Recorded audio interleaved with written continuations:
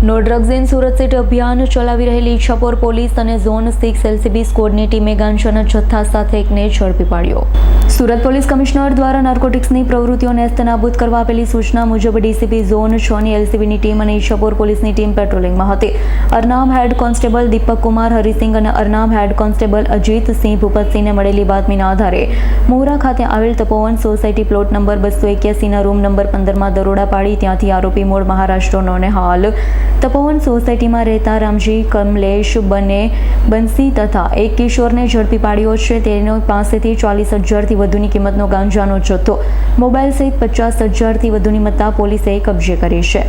આદરણીય ગૃહમંત્રી શ્રી હર્ષ સંઘવી સાહેબ તેમજ ઇન્ચાર્જ પોલીસ કમિશનર શ્રી વાબાન સમીર સાહેબનાઓ દ્વારા સુરત શહેરમાંથી નાર્કોટિક્સ પ્રવૃત્તિને સંપૂર્ણપણે નેસ્તનાબૂદ કરવા માટે સુરત શહેરમાં ચોરી છુપેથી ડ્રગ્સ લાવી અને વેચાણ કરતા ઇસમો વિરુદ્ધ કડક કાર્યવાહીની ઝુંબેશ ચાલી રહી છે।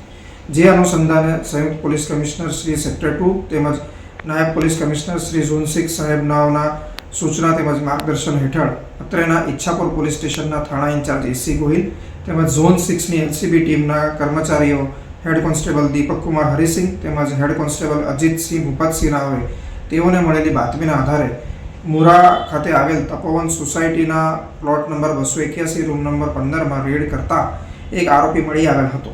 જે આરોપીનું નામ રામજી કમલેશ છે અને જે મૂળે મહારાષ્ટ્રનો રહેવાસી છે, જેમની પાસેથી 4 કિલો અને 4 ગ્રામ જેટલા વજનનો માદક પદાર્થ ગાંજો મળી આવેલ હતો કે જેની કુલ કિંમત 40,400 થાય છે। આ સાથે મળીને કુલ 50,400ની કિંમતના મુદ્દામાલ અત્રેની ઈચ્છાપુર પોલીસ સ્ટેશન તેમજ ઝોન 6 એલસીબીએ પકડી પાડેલ છે। Bureau report S9 news Surat. અમારી તમામ માહિતીથી અપડેટ રહેવા માટે જોડાયેલા રહો S9 ન્યૂઝ સાથે।